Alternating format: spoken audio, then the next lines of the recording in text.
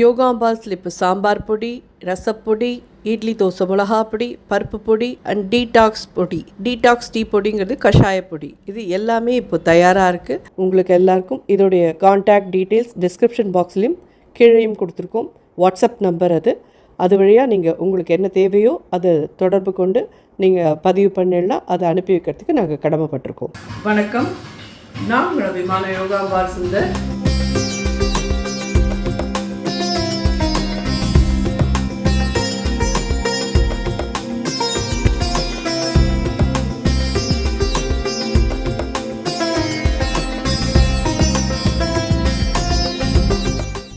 இன்றைக்கி என்ன வீடியோ அப்படின்னு சொல்லி கேட்டேன்னா, இது ஒரு இன்ட்ரெஸ்டிங்கான ஒரு இது.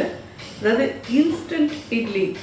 இன்ஸ்டண்ட்டில் இட்லியா அப்படின்னு கேட்கலாம். அதுக்கு உளுத்தம்பருப்பு கூட யூஸ் பண்ண போகிறதில்ல. அவல், கெட்டி அவல் இருக்கு இல்லையா, அது 1 கப் எடுத்துட்டுருக்கேன். இதை நல்லா பவுடர் பண்ணின்னு வந்துருப்பேன். அதுக்கப்புறம் இந்த கப்பாலேயே 3 கப்பு இந்த இட்லி ரவைன்னு கிடைக்கும் இல்லையா நம்ம கடையில், அந்த இட்லி ரவையை 3 கப் எடுத்துட்டுருக்கேன்.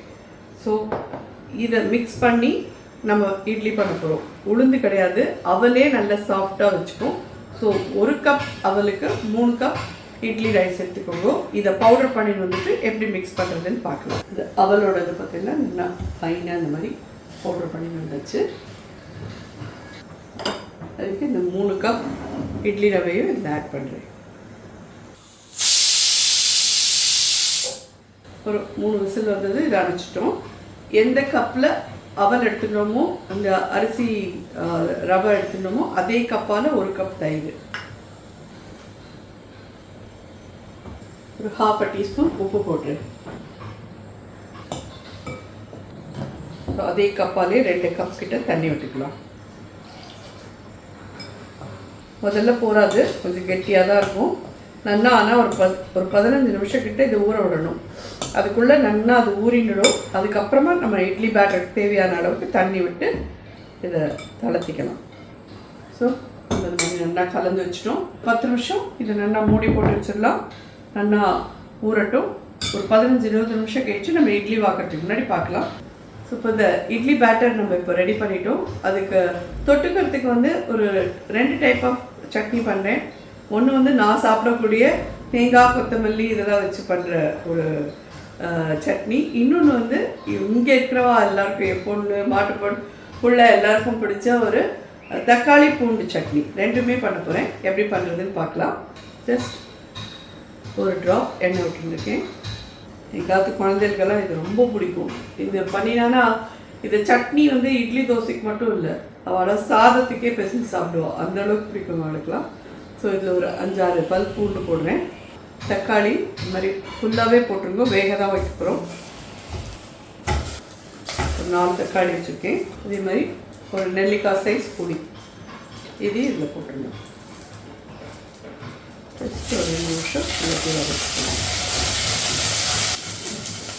ஒரு 1/2 கப் தண்ணி வச்சு வேக விடலாம். உப்பெல்லாம் எதுவுமே போட வேண்டாம். இது அப்படியே நல்லா ஒரு 2 விசில் வரட்டும். அதுக்கப்புறம் இதை நல்லா அரைக்க தான் போகிறோம். அரைக்கடிச்சே இதில் உப்பு, மிளகா அப்படி எல்லாம் போட்டு அரைச்சிட்டு அதுக்கப்புறம் வதக்கணும். ஸோ இது அப்படியே ரெடி ஆகட்டும். ஸோ நம்ம இப்போ கொத்தமல்லி சட்னி இதுக்கு ரெடி பண்ணிக்கலாம். 2 பச்சை மிளகா போட்டிருக்கேன். ஒரு 2 டேபிள் ஸ்பூன் பொட்டுக்கடலை, தேங்காய் 4-5 ஸ்பூன் தேங்காய் வச்சுக்கோங்க. கொத்தமல்லி நல்லா ஒரு ஹேண்ட்ஃபுல் நல்லா வாஷ் பண்ணிவிட்டு, இந்த கட்டையெல்லாம் இருந்தால் கூட பரவாயில்ல, நல்லாயிருக்கும். இதில் ஒரு சேஞ்சுக்கு தயிர் விட போகிறேன். உப்பு ஒரு 1/2 டீஸ்பூன். இதை நல்லா அரைச்சின்னு வந்துடலாம். மேலே தாளித்து கொட்டணுன்னா ரெடி. இதில் அரைச்சின்னு வந்துட்டு நான் கொஞ்சோண்டு நாட்டு சர்க்கரையோ இல்லைன்னா சர்க்கரையோ போட்டுக்குவேன். அது போட்டுனேன்னா ஒரு கட்டா மிட்டா டேஸ்ட்டில் அது ரொம்ப ரொம்ப நல்லாயிருக்கும். இந்த இன்ஸ்டன்ட் இட்லிக்கெல்லாம் அது தாளிச்சு கொட்டினப்புறம் சாப்பிட்றதுக்கு ரொம்ப, இட்லிக்கு மட்டுமே இல்லை இது, இந்த சட்னியை நீங்கள் எதோட வேணாலும் சாப்பிடலாம். முள்ளங்கி பரோட்டாவோடலாம் இந்த மாதிரி சட்னி பண்ணி சாப்பிட்டேன்னா ரொம்ப ரொம்ப நல்லாயிருக்கும். முள்ளங்கி பரோட்டா பண்ணுறேன் ஆற்றுல அப்படின்னாலே இந்த சட்னி தான் நான் பண்ணிப்பேன் எப்பயுமே. ஸோ கொஞ்சம் ஒரு கரண்டி தயிர் விட்டு அரைச்சிடுவோம். தண்ணிக்கு பதிலாக ஒரு கரண்டி தயிர் விட்டு அரைச்சிட்டேன்னா ரொம்ப சூப்பராக இருக்கும். இதை அரைச்சின்னு வந்துட்டு உங்களை பார்க்குறேன். இப்போ பார்த்தீங்கன்னா இந்த சட்னி ஜோராக ரெடி ஆகிடுது. இது பார்த்தீங்கன்னா ப்ரெஷர் இறங்கிடுத்து. தக்காளி புளி பூண்டு எல்லாம் நல்லா வெந்துடுத்து.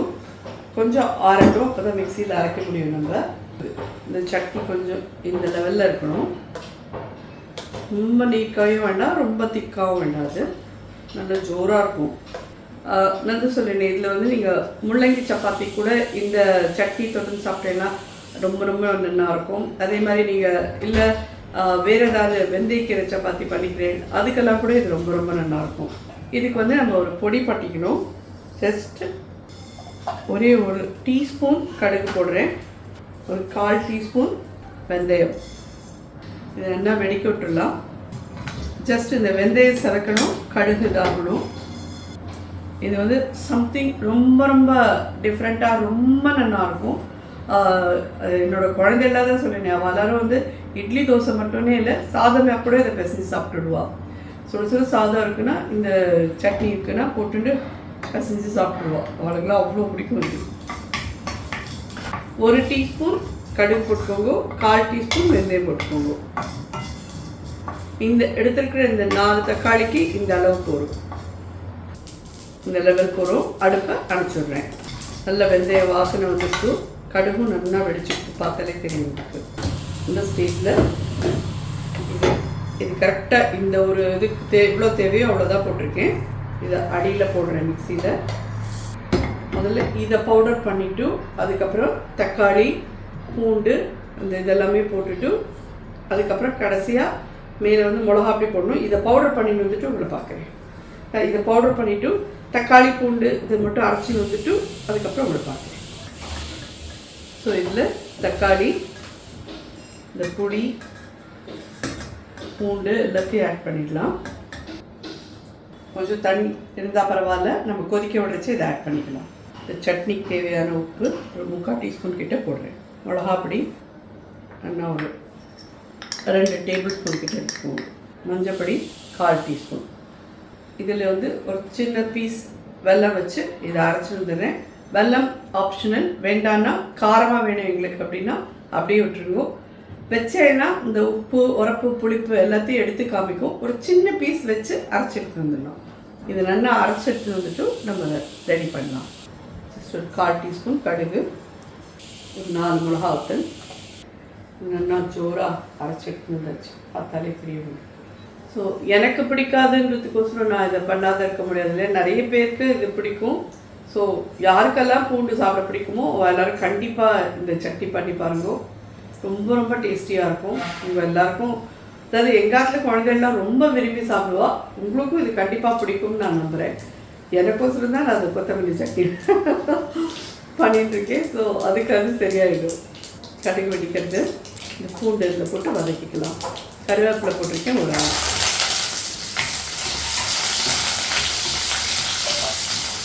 இது நார்மல் எண்ணெயில் விடணுமா அப்படி கேட்டேன்னா ஓகே, நார்மல் எண்ணெய் தாராளமாக யூஸ் பண்ணிக்கலாம். நல்லெண்ணெய் யூஸ் பண்ணிக்கிறேன்னாலும் நல்லெண்ணெயில் யூஸ் பண்ணிக்கோங்க. எண்ணெயில் இது மாதிரி கொஞ்சம் பூண்டை பொரிச்சிடுவோம். இந்த பூண்டு தக்காளி சட்னி கண்டிப்பாக எல்லாருக்கும் பிடிக்கும். இதை அரைச்சி விழுது இதில் ஆட் பண்ணுறேன்.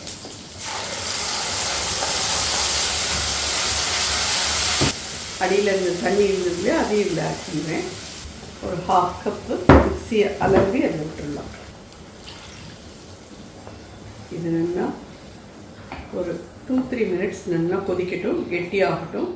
இப்போ இது பார்த்தீங்கன்னா கெட்டியாக தெரியுது அவங்களுக்கு. இந்த மாதிரி வச்சு நம்ம இதை இட்லி பேட்டர் லெவலுக்கு இதை தளர்த்திக்கணும். நம்ம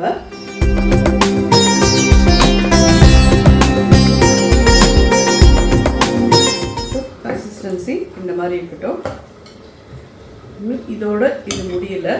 இதில் வந்து கடைசியாக இட்லி பாத்திரத்தில் வந்து நான் தட்டிலலாம் எண்ணெயெல்லாம் தடவி வச்சுட்டு ரெடியாக இதில் விடுறதுக்கு முன்னாடி ஒரு டீஸ்பூன் வந்து ஈனோ ஃப்ரூட் சால்ட் ஆட் பண்ணிட்டு தான் பண்ண போகிறேன். ஸோ அது பண்ணுறச்சே வந்து 2-3 ஈடு நம்ம வச்சுக்கலாமா அப்படின்னு சொல்லி கேட்பேன். ஒரு விஷயம் அதில் நீங்கள் இப்போ 4 இட்லியாக தான் பண்ண போகிறேன் அப்படின்னு சொல்லி சொன்னால், முதல் 4 இட்லி வச்சுட்டு அடுத்த 4 இட்லிக்கு மாவு அதுலேயே இருக்குது அப்படின்னா அப்படியே நீங்கள் வாத்தேன்னா அது சரியாக வராது. திருப்பி ஒரு 2-3 மினிட்ஸ் நல்லா அதை கரண்டியால் நல்லா ஏர் பபிள்ஸ் போகிற மாதிரி கலங்குவோம். அப்புறம் திருப்பி 4 இட்லி வார்த்தைன்னா நல்லா வரும். அப்படி இல்லைன்னா ஒரேடியாக வார்த்து எடுத்துக்கணும். எப்படி உங்களோட சௌகரியம்னாலும் நீங்கள் பண்ணலாம். ஆனால் நீங்கள் அப்படியே வார்த்தைன்னு வச்சுக்கோங்க, சப்ப சப்பையாக கல்லாக தான் வரும். ஈனோ ஃப்ரூட் சால்ட் போட்டு நீங்கள் பண்ணுறீங்கன்னா நல்லா ஒரு 4 இட்லி வாத்துட்டு அது வெந்ததுக்கு அப்புறம் எடுத்துகிட்டு திருப்பி 4 இட்லி வாக்கப்புறம்னா திருப்பி ஒரு 2-3 மினிட்ஸ் நல்லா அதை கலக்கிட்டு அதுக்கப்புறம் வாருங்க, நல்லா ப்ளஃபியாக வரும். இது ஒரு 2 மினிட்ஸ் கெட்டியாட்டும் பார்க்கலாம். ஸோ ஒரு டீஸ்பூன் ஈனோ ஃப்ரூட் சால்ட் இந்த பேட்டரில் ஆட் பண்ணுறேன். இதை வந்து நல்லா அப்படியே மிக்ஸ் பண்ணலாம். ஸோ இது ரெடி ஆகிடுத்து. நல்லா அந்த மாதிரி மிக்ஸ் பண்ணிவிடுங்க. இதில் எண்ணெய் தடவிருக்கேன்.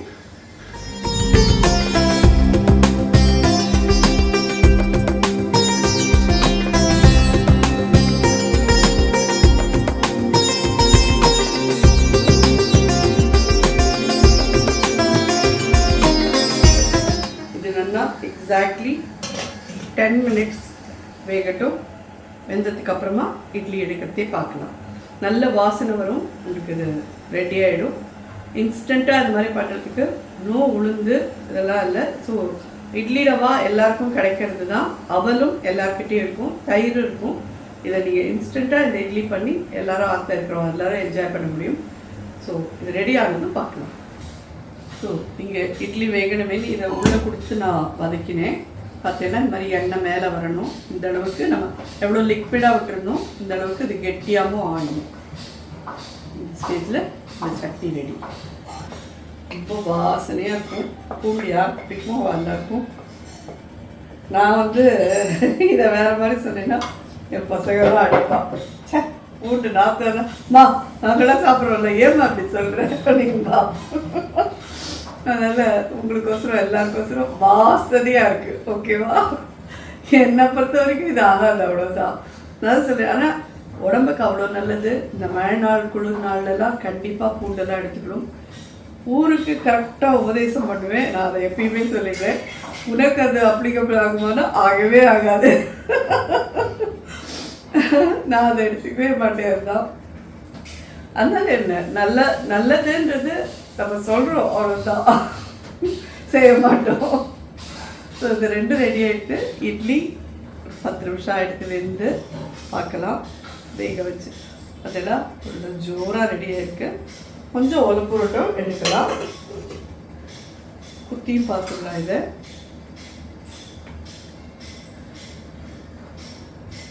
கொஞ்சம் இருக்கட்டும்,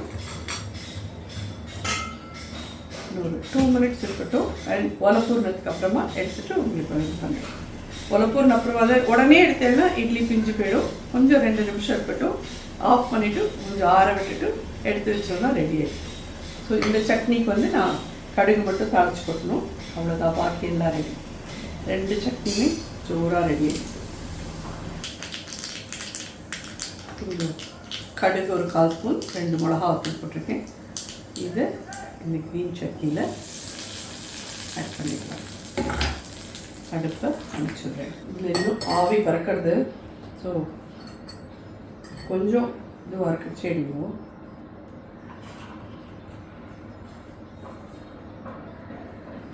அவ்வளோ அழகாக வந்து இதில்